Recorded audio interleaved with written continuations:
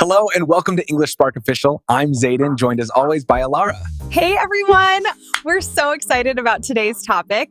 So think about the last time you were trying to tune one of those old school radios. Oh, yeah. Like the really chunky vintage ones. Yeah, exactly. Not a digital one where you just press a button and it, perfectly locks onto the station. I mean, one of those heavy ones with the physical dial. Right, where you have to turn the knob yourself. Right. You're turning that knob so carefully, like millimeter by millimeter. And for a while, all you get is static.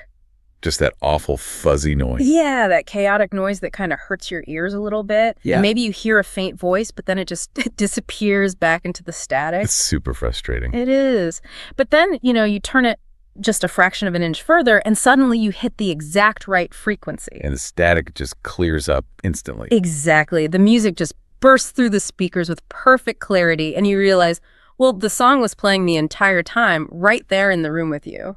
You just couldn't hear it. Yeah. You couldn't hear it because your receiver wasn't tuned to the precise spot to catch that specific signal. Right, because the signal is always there, moving through the air around you. But the machine has to be physically prepared to process it, Yeah, it has to be ready for it. And it feels really binary when it happens. Like 1 second, your brain registers only meaningless noise, and the next second, it organizes that noise into music. Oh, for sure. It's a mechanical issue, right? Yeah. Not a broadcasting issue. Mm-hmm. The radio station didn't suddenly start playing just for you. Your machine just finally figured out how to catch it. And what we're looking at today for this deep dive is how that exact same phenomenon happens inside the human brain. Yes, it's such a fascinating topic. It really is. We are exploring some incredible materials from English Spark Official, and we're going to unpack a concept called auditory discrimination. Which I know sounds a bit intimidating at first. Yeah, it sounds highly technical, like maybe a term you'd find buried in a medical textbook or an audiology report. Right, like something a doctor would say. Exactly, but it's fundamentally about why we sometimes completely fail to understand someone speaking English, even when, we know all the words they're using. Which is such a common experience. Right. And I want to set the tone for today's deep dive right away. We are making this super accessible. We're going to use very simple vocabulary to explain this complex concept. That's the best way to do it, honestly. Because our mission today is tailored specifically for you, the listener, especially if you're an A2 or B2 English learner navigating everyday life in an English-speaking environment. Right, people who are out there in the real world. Yeah, people who have built a solid vocabulary, who can handle everyday situations, but still find that real-world conversations sound like that radio static. Because it's an incredibly common wall that people hit. I mean, you spend years acquiring the building blocks of a language, right? Mm-hmm. You memorize the grammar rules. You build this massive mental dictionary of words. You can read complex articles without much trouble. Oh yeah, reading is fine. But then you walk out into the real world. You go to a coffee shop or you step into an office and someone speaks to you in a natural everyday accent. And suddenly, all that vocabulary feels totally useless. Exactly. The words fly right past you, just blending into an unrecognizable stream of sound. So let's break down that term, auditory discrimination, because, well, the word discrimination usually carries a pretty heavy negative weight.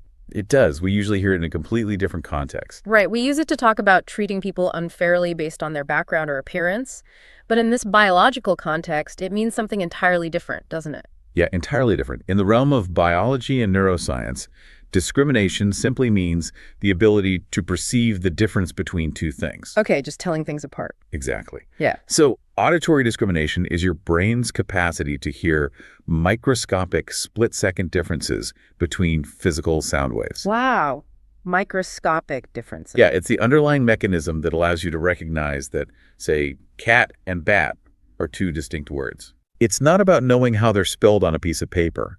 It's about your ear capturing the tiny puff of air that makes a C sound versus the sudden vibration of the lips that makes a B sound. Oh, that makes sense. And then your brain instantly sorts those physical sensations into separate mental boxes. So it's essentially a sorting system. Like the ear acts like a microphone capturing the raw audio, but the brain is the computer actively categorizing those audio files. That is a perfect way to put it. And that sorting system is profoundly complex.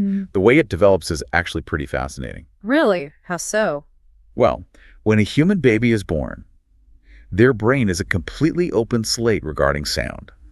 A newborn infant is actually capable of hearing and distinguishing every single phonetic sound that exists in every human language on Earth. Wait, really? Every single sound? Yes, all of them.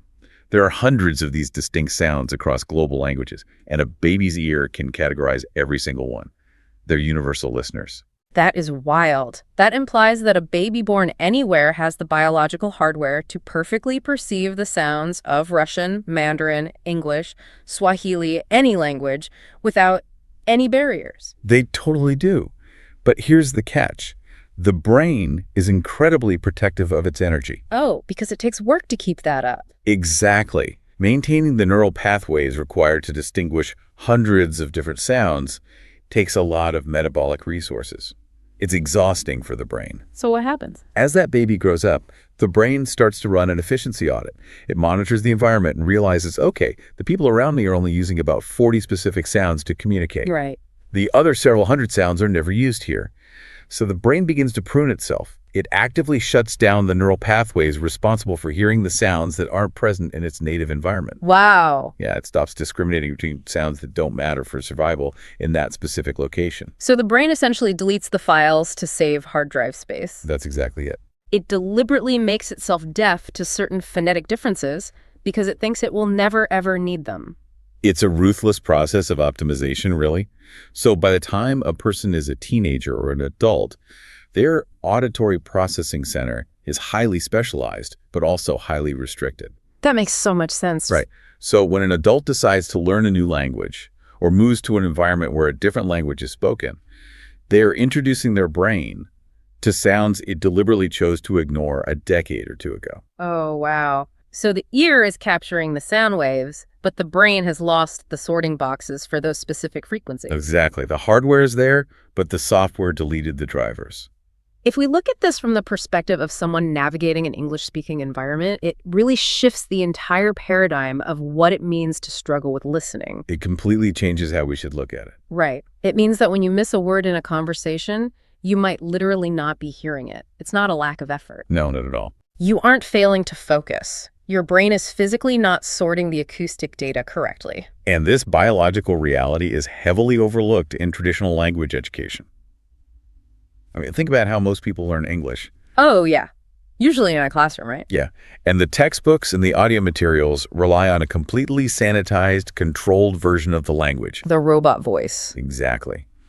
The audio exercises usually feature actors sitting in a perfectly quiet studio, reading sentences slowly, and enunciating every single syllable with mathematical precision. It's a very artificial environment. Like, hello, how are you? Today I am fine, thank you.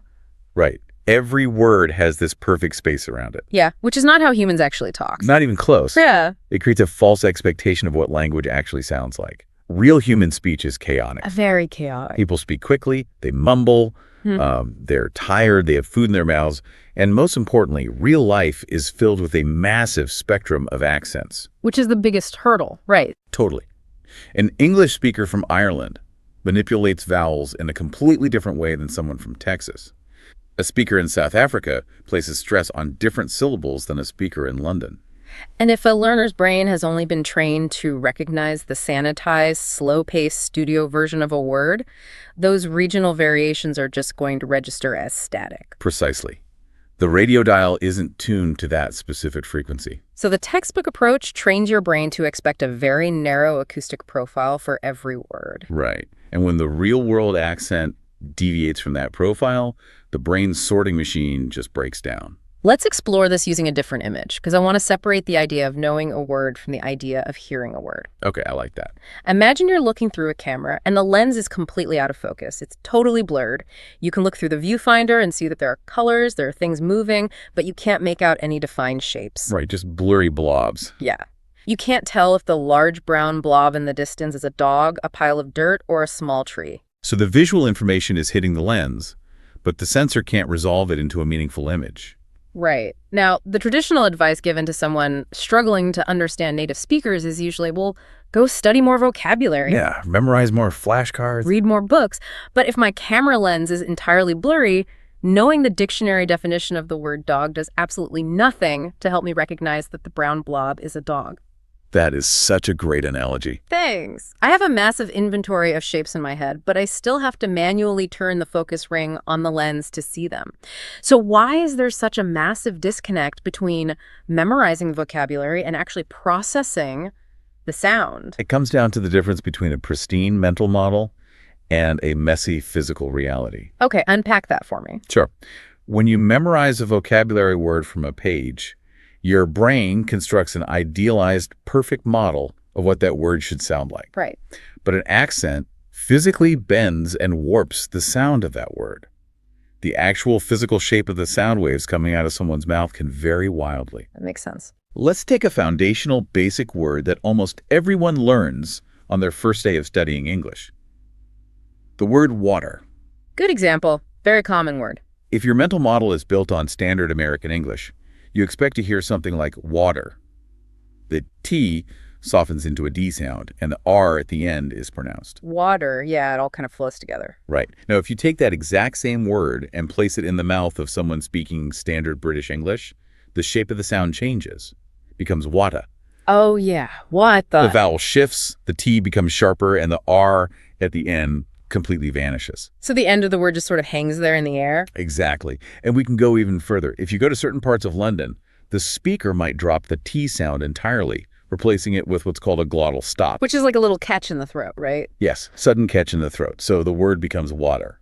Wow. Water, water, wah. 3 incredibly different physical sounds. But the spelling is identical. The meaning is identical. The person listening likely knows the word water intimately. Of course. Everyone knows water. But if their brain is rigidly locked into expecting the physical shape of water, and the speaker says, wah-wah, the brain simply rejects it. It just doesn't compute. Right.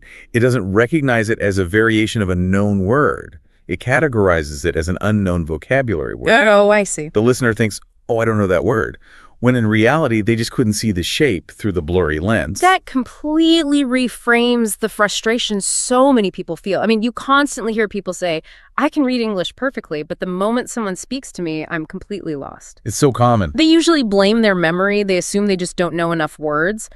But it's an auditory discrimination issue. Exactly. The vocabulary is there, sitting in the mental dictionary, but the ear hasn't been trained to recognize the chaotic, distorted ways those words are formed in the real world.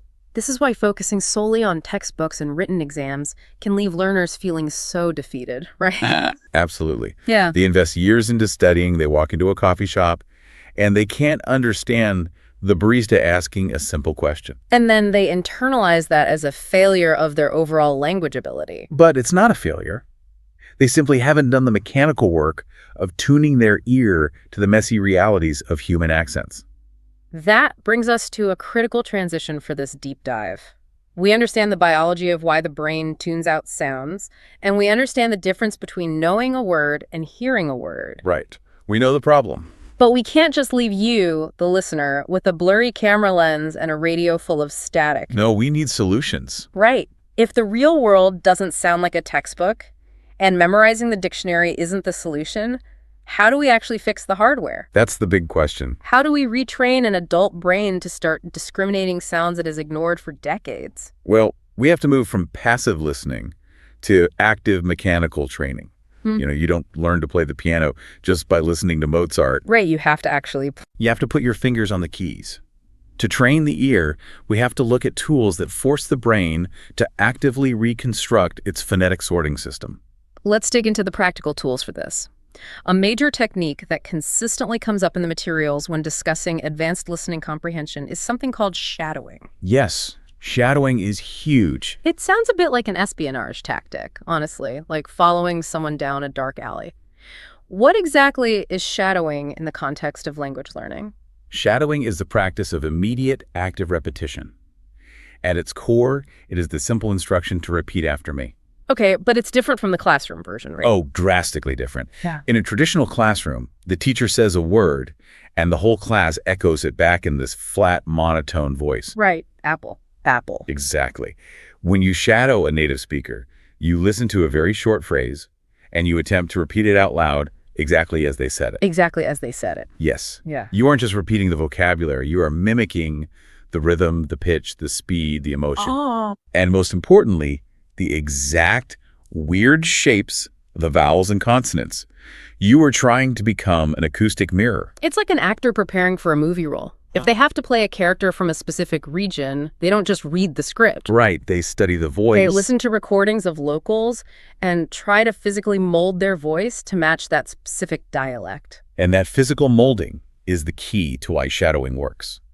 See, we often think of hearing as a one-way street. Sound goes in, brain processes it. Right. Sound waves enter the ear, hit the eardrum, travel to the brain, end of story. We treat it as a passive sensory experience. But it's not. Neurologically, hearing is intimately linked to the motor cortex. And that's the part of the brain responsible for muscle movement. Wait, really? The brain connects the ear to the muscles in the mouth. Deeply.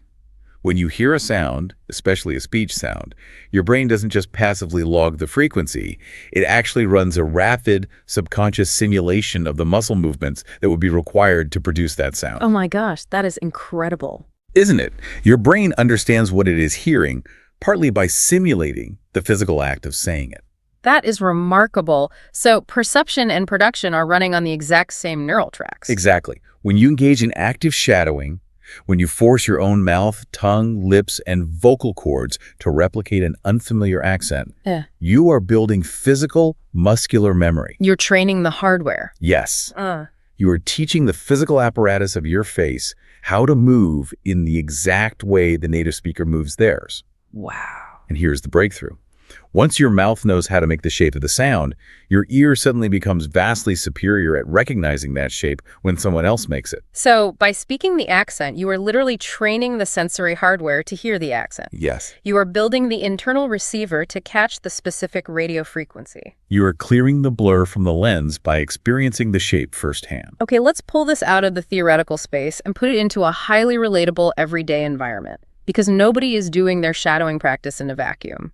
No, they're doing it in the real world. Let's look at one of the most common and surprisingly stressful environments for anyone navigating a new language, the supermarket checkout line. Oh, the supermarket is a perfect laboratory for auditory discrimination. Because it's chaotic. Yeah, it combines high environmental noise, low context, and immense social pressure. Let's paint the picture for you, the listener. You are standing at the end of the checkout belt. You've loaded your groceries. The fluorescent lights are buzzing overhead. The scanner is constantly beeping. Beep. Beep. Exactly. And there are 3 people in line behind you, checking their watches, subtly sighing because they want you to hurry up. Your heart rate is already slightly elevated. Right. Now, in a language textbook, this scenario is presented as a calm, structured dialogue. The cashier looks up, makes warm eye contact, and clearly enunciates. Would you like a plastic bag for your groceries today, sir? Right. It reads like a theatrical script. There is perfect grammar, complete sentences, and distinct pauses between every word. But the physical reality of the supermarket is entirely different. So different. The cashier has been standing there for 6 hours. They are exhausted. They're looking down at their monitor, not at you. Right. And they fire off a question at lightning speed, blending all the words together into a single continuous stream of sound that sounds something like Diana bag. Diana bag. Dianetta bag. Yeah. The words do, you, need, a, and bag have completely melted into each other. The consonants are softened and the vowels are shortened. Or they reach the payment portion. The textbook prepares you for, will you be paying with cash or with a credit card? And the tired reality is a rapid mumble. Cashier card. Cashier card. It practically sounds like a completely different language. And this is where the frustration peaks, because the vocabulary being used is incredibly simple. Right. Words like bag, cash, and card are totally foundational A2 level words. But the auditory discrimination required to extract those simple words from that fast-paced, slurred, heavily accented delivery is immense. So how does a person actually use shadowing in this moment? Because if the cashier looks at me and says, Diana bag, I can't just stare at them and aggressively repeat Diana bag. Diana bag out loud. No, definitely do not do that. That crosses the line from language practice into socially alarming behavior. Yes, performing vocal exercises in the face of a tired cashier is generally frowned upon. Right. This is where the concept of repetition has to be adapted for real-time survival. You use shadowing as an internal tool. You separate the immediate interaction from the post-interaction training. Okay, walk us through how that works. Let's walk through the moment. So the cashier mumbles cash or card. Your brain fails to parse the acoustic signal. You experience a second of panic. Very natural. You politely ask for clarification. You say, sorry. The cashier sighs slightly, slows down, and separates the words, cash or card. So they provide the textbook version because you prompted them. Exactly. Now, your brain immediately recognizes the simple vocabulary. You pay with your card, take your receipt, and walk away. Okay, interaction over. This is the crucial moment. Most people simply feel a wave of relief that the stressful interaction is over, and they immediately try to forget it. Yeah, just glad to be out of there. They walk out of the store having learned nothing. But if you are actively training your auditory discrimination, you use that moment. How so? As you're walking away from the register, pushing your cart toward the exit, you take that messy original phrase and you loop it in your mind. Oh, I see. Or you whisper it very quietly to yourself. You repeat the physical sound you heard. Cash or card. Cash or card. So you are doing a mental replay of the messy version, but now you hold the key to what it actually means. You are consciously mapping the chaotic acoustic signal to the clean mental vocabulary words. You are taking the blurry image, holding it up next to the sharp dictionary definition, and forcing your brain to acknowledge that they are the same thing. You are manually turning the focus ring on your mental camera lens. That's exactly what you're doing. That is a brilliant way to capture the learning opportunity. I mean, think about how many times we rely on survival guessing in those situations. Oh, all the time. The cashier is holding up a plastic bag and looking at you expectantly. Even if what they actually said sounded like a wall of static, the visual context tells you they are asking if you want a bag. Right. So you just nod. You survive the interaction, but your ear remains completely untrained. Survival guessing gets you through the day, and it's a necessary skill, but it does absolutely nothing to improve your underlying auditory hardware. Shadowing the chaotic phrases after the fact builds the neural pathways. And what's incredibly empowering about this is that it turns the entire world into a language laboratory. It really does. You don't have to be sitting at a desk with noise-canceling headphones to practice listening. You can do this while walking down the produce aisle. Yeah, you just listen to the ambient noise. Right. You overhear two strangers debating which tomatoes to buy, and one of them uses a phrase with a strong local accent. You just grab that little snippet of audio, that 5-second clip, and you loop it in your head. Exactly. You silently mimic the shape of their vowels while you are inspecting the avocados. You are building muscle memory and auditory discrimination from the ambient noise of real life. It changes your relationship with the environment. Instead of feeling overwhelmed by the noise, you start hunting for these little linguistic puzzles to solve and practice. So silent shadowing and mental repetition build the foundation. They tune the ear and the muscles over time. Mm-hmm. But there is a limit to this technique, right? Yeah. Because the supermarket, while stressful, is ultimately a low-stakes environment. Sure. If you completely fail to understand cash or card, the worst thing that happens is an awkward 10 seconds while you point at the credit card machine. Right. Nobody gets fired over a grocery bag. Exactly. But what happens when you step into an environment where the stakes are significantly higher? What if you are in a situation where you are expected to respond quickly, accurately, and professionally, but you are still facing a wall of unpredictable accents? That's when the cognitive load shifts dramatically. When the stakes are high, the pressure to perform interferes with the brain's ability to process sound. This brings us to the professional arena, the workplace. Missing the nuance of an accent in a business meeting doesn't just result in not getting a plastic bag. No, the consequences are real. It could mean missing a critical deadline, misunderstanding a client's core request, or feeling entirely alienated from the team dynamic. The anxiety in a professional environment is a massive barrier for someone learning the language. In an office, you are already consuming a huge amount of mental energy just doing your actual job, right? Yeah, analyzing data, formulating arguments, tracking project timelines. Exactly. When you add the requirement to process complex, fast-paced accents on top of that, the brain's working memory can easily become overloaded. And this is where another critical tool from the English Spark official materials comes into play. Listening focus cues. Focus cues are a game changer. The strategy involves deliberately telling your brain to focus right before an important piece of information is delivered. But what is the psychological difference between implementing a specific focus cue and just trying really hard to listen? Well, trying really hard to listen usually just results in a general state of tension. A listening focus cue is a targeted conscious command that you give to your own nervous system to shift its resources. It's like a mental flag. Exactly. When you silently tell yourself, listen carefully to the next sentence, you are activating the prefrontal cortex. And that does what? That's the part of the brain responsible for executive function and directed attention. Yeah. You are deliberately telling your brain to prioritize auditory processing over whatever internal monologue or anxiety you were just experiencing. Let's apply this to a specific office scenario. The modern office is a collision of different speech patterns. Oh, absolutely. You might have local colleagues with a specific regional dialect, international clients with diverse global accents, and a manager who speaks incredibly fast. A very common mix. Let's imagine the manager walks over to your desk. The vocabulary they use is fundamentally simple. They say, "The meeting is at 3." That is basic, foundational A2 vocabulary. But if that manager speaks with a thick, rapid accent, they aren't going to pronounce it as 5 distinct words. Right. The rhythm and the linked consonants might turn it into something that sounds like the meeting's a 3. The mitten's 3. The G disappears, the S blends into the A, and the entire sentence is compressed into a single rhythmic beat. Or maybe a coworker stops by your desk and asks, "Can you send the file?"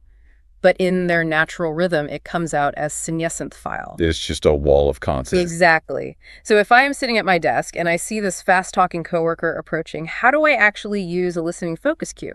Do I just panic, tense all my muscles, and scream, "Listen," inside my own head? That is the exact opposite of what you want to do. Panic is the ultimate enemy of auditory discrimination. Why is that? Because when your brain registers panic, it triggers the amygdala, pushing you into a fight or flight response. Oh, right. And when you are in fight or flight, your brain actively shuts down the delicate, high-level processing centers required to parse nuanced acoustic signals. Your brain stops trying to decode vowels and starts looking for physical threats. That makes total sense. So the listening focus cue is designed to preempt that panic? Yes, it is a grounding mechanism. You know, this specific coworker has an accent that challenges you. When you see them walking toward your desk, you establish the mental cue before they even open their mouth. Okay, so preparation. You take a breath and you silently instruct your brain. Tune in to the rhythm. Listen for the core noun and the core verb. You give your brain a highly specific, achievable task rather than just bracing for an overwhelming wave of sound. Exactly. You intentionally tune your ear to the musical rhythm of their speech rather than desperately trying to hear every individual letter. Which is impossible anyway. Every accent has a unique musicality to it. English is what linguists call a stress-timed language. Native speakers rush through the unimportant words, the prepositions, the articles. Right, they just gloss over them. And they land heavily on the stressed syllables of the important words. So if you use your focus cue to listen for the heavy beats, the meat in meeting, the 3, you can construct the meaning without needing to perfectly process the mumbled syllables in between. Precisely. You catch the important parts. That makes sense, but I have to play devil's advocate here because human attention is finite. It is. If I am dedicating massive amounts of cognitive energy to analyzing how my coworker sounds, tracking their rhythm, analyzing the shape of their vowels, waiting for the stressed syllables, Right. won't I completely miss what they are actually trying to tell me? That is the central dilemma of navigating a second language in a high-stakes environment. Because to me, it feels like standing on a baseball field. Someone throws a fastball right at your face. Now, you need to catch the ball to survive. Okay, I follow you. But someone has instructed you to read the brand name printed on the leather of the baseball while it's flying through the air. Right.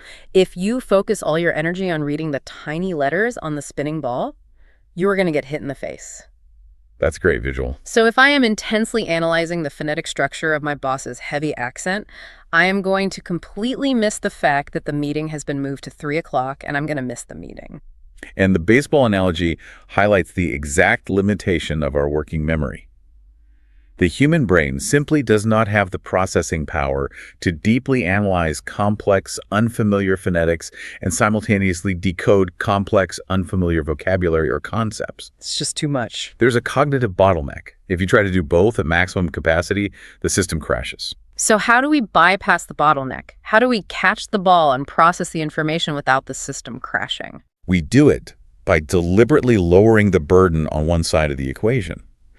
If the phonetic analysis, processing the accent, requires high energy, then the semantic analysis, understanding the vocabulary, must require almost zero energy. Ah. This leads to a golden rule for developing auditory discrimination in the real world.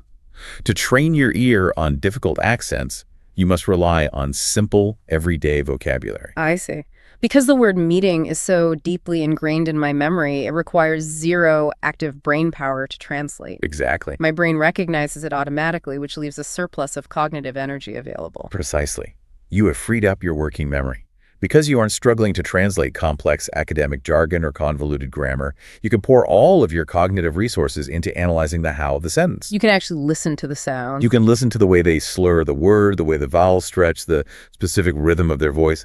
It's a delicate balancing act, really. If a speaker is using highly complex, abstract vocabulary, my brain has to divert all its power to figuring out what the words mean, and I lose my grip on the accent. Yes. Conversely, if the speaker has an incredibly thick, unfamiliar accent, I absolutely need them to use simple vocabulary, otherwise I won't have the processing power to decode the physical sounds. And this is a profound realization for language learners because it removes so much unnecessary guilt. Oh, absolutely. People often feel terrible because they try to watch a sophisticated political documentary featuring heavy regional dialects, and they understand nothing.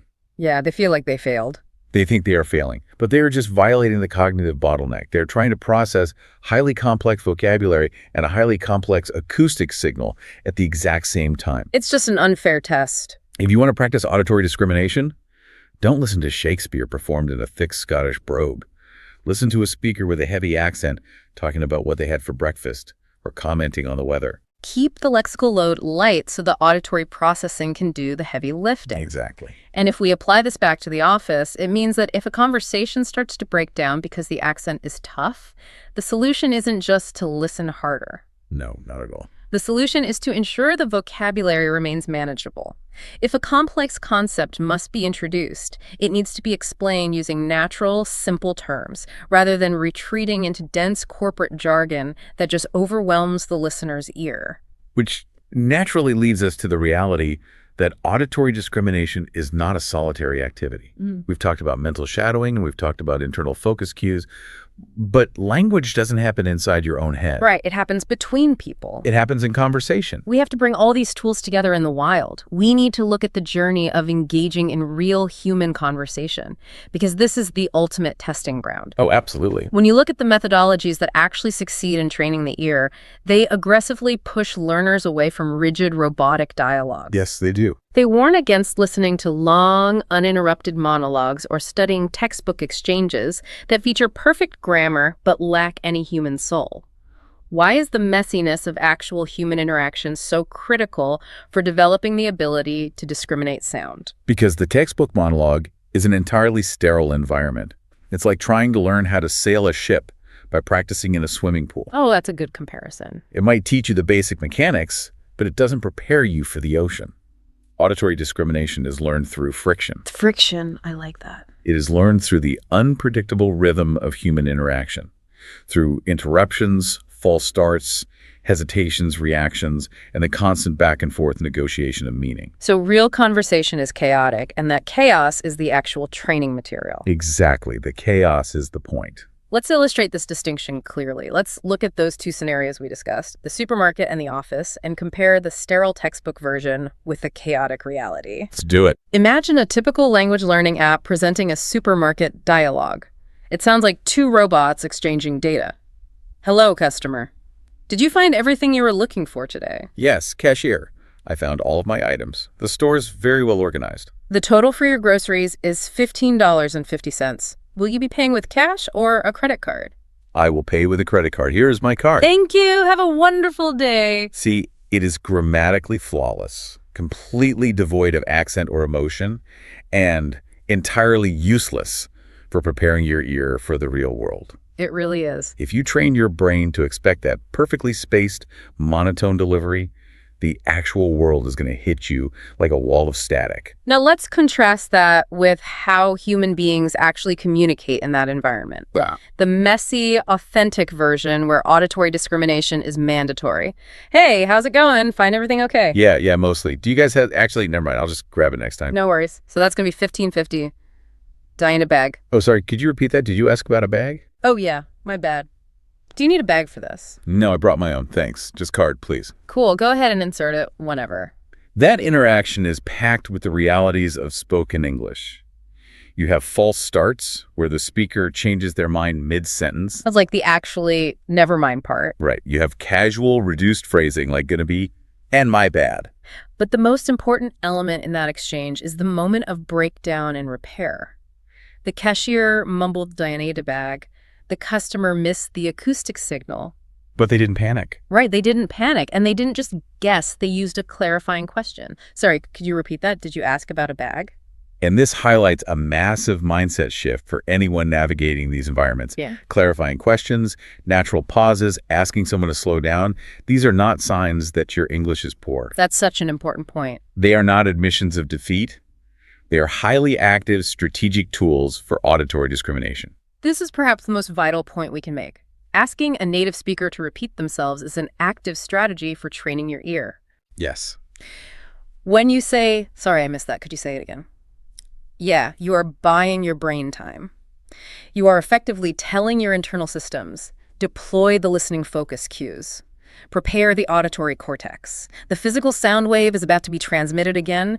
Pay attention to the shape. You are demanding a second pitch because you missed the first one. Yeah. You're giving yourself another chance to catch the baseball. Exactly. And human psychology plays a role here too, right? Oh, definitely. Yeah. When you ask a native speaker to repeat themselves, they will instinctively modify their delivery. They will naturally slow their pace slightly, and they will enunciate the consonants a bit more clearly. So they sort of meet you halfway. Exactly. They provide a stepping stone. They give your brain the exact intermediate acoustic signal it needs to map their messy, natural accent to your clean internal vocabulary. Let's apply this messy human reality to the office scenario as well. The robotic textbook office conversation is just an exchange of commands. Hello, colleague. Please send the file by 3 o'clock. Yes, I will send the file. But the reality of an office environment relies on a rapid, collaborative rhythm. Hey, can you shoot that file over before 3 o'clock? Yeah, absolutely. The quarterly report, right? Yep, that's the one. No problem. I'll get it to you. See, that rapid back and forth isn't just about exchanging information. It is about establishing a shared musical time signature. Yes, the constant interjections, the yes, the yeps, the mm-hmm. That's called backchanneling, right? Exactly. Backchanneling. They seem like filler words, but they actually serve a profound purpose. When you interject with a quick yeah or right, you are actively synchronizing your brain's processing rhythm with the other person's speaking rhythm. It is exactly like playing in a musical ensemble. If you are just standing there passively listening to a drummer play a complex beat, it can sound chaotic and unpredictable. Right. But the moment you start tapping your foot to the snare drum, your brain locks into the underlying structure. The rhythm suddenly makes sense. That is a perfect analogy. Those small conversational reactions, the nods, the yas, that is you tapping your foot to the rhythm of their accent. And once your brain locks into their specific rhythm, their accent becomes exponentially easier to predict and decode. The static clears. It clears right up. That is an incredibly empowering framework. It completely removes the pressure of needing to be a perfect passive receiver of information. Yes, it reframes listening as an active, physical, collaborative dance. And if you are listening to this deep dive right now, and you are the one navigating these environments, If you are the one who feels exhausted after a day at the office because it takes so much energy to parse through the accents, or if you're the one who dreads the mumbled questions at the supermarket checkout, this is the paradigm shift you need. the world is not a test designed to expose what you don't know. The real world is an open-ended, free-of-charge listening laboratory. Every single interaction you have is an opportunity to adjust the radio dial.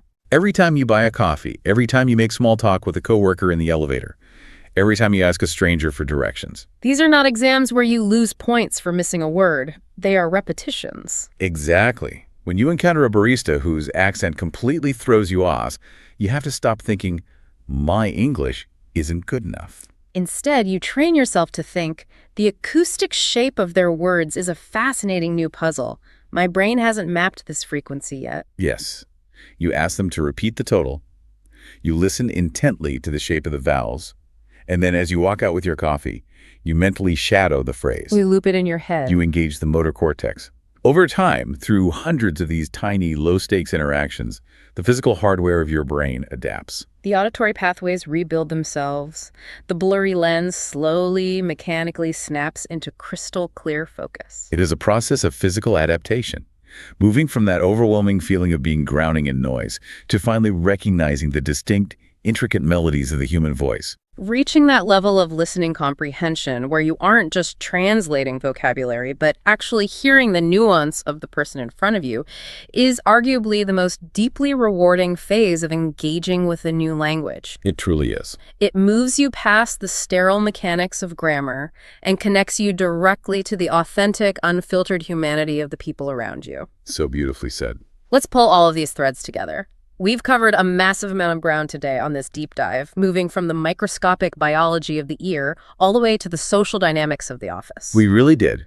We started by dissecting auditory discrimination. Because memorizing the dictionary doesn't help if your ear can't recognize the shape of the word in the air. Exactly.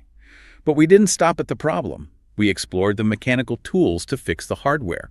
We looked at shadowing, the process of immediate repetition. By mimicking the physical mouth movements of an accent, even silently in our heads after a stressful supermarket encounter, we connect the motor cortex to the auditory cortex. We build muscle memory that trains the ear to hear the frequency. We tackled the high-anxiety environment of the office by deploying listening focus cues. We learned that panic shuts down auditory processing, but giving the brain a specific task, like listening for the rhythm or the stressed beats, bypasses the panic. And we solved the bottleneck of working memory. To process a complex accent, the vocabulary must be simple. You catch the baseball by ensuring you aren't trying to read a complex label at the same time. Finally, we embrace the chaos of real human conversation.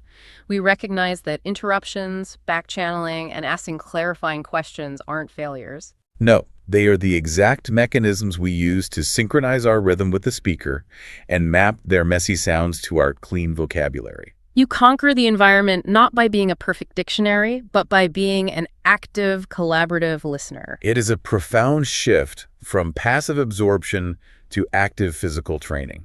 As we bring this deep dive to a close, there is one final layer to this conversation that goes beyond biology and beyond communication strategies. Yes, there is. It is something to keep in the back of your mind as you go out into the world, surrounded by the incredible variety of voices and accents that make up an English-speaking environment. Because in the world of language learning, there is a tremendous amount of pressure, both internal and external, to achieve a neutral accent. Oh, so much pressure. People spend years trying to sound exactly like the textbook audio or exactly like a national news anchor. And subconsciously, we project that expectation outward. We wished everyone else sounded like the textbook because it would make our lives so much easier. Yeah, we wish the static would just go away. But if mastering auditory discrimination allows you to finally penetrate the static, to finally hear the unique, messy, beautiful variations of the human voice, it forces a realization. The goal of language isn't to make everyone sound exactly the same. Right. Communication isn't about erasing the friction or flattening all the differences until we sound like the robots in the language app. An accent is not a biological mistake. It is not a failure to speak correctly. An accent is a physical manifestation of a person's history. That is so true. It carries the geography of where they were born. It carries the culture of the community that raised them. It holds the echoes of the family members they listened to as a child. Wow. The way they shape their vowels is a direct result of the path they took to be standing in front of you right now. The physical shape of their words is literally the shape of their personal history. Precisely. We spend so much energy trying to tune the radio just so we can survive the conversation, just so we can get the plastic bag or understand the meeting time. Yeah, just to get through the day. But the ultimate reward of auditory discrimination is connection. So as you practice these tools, as you silently shadow the words around you, think about the end goal. When you finally tune that heavy dial, when the static finally breaks and the signal comes through clear. When you can finally hear the nuance of the accent you used to miss. Whose story are you finally ready to listen to?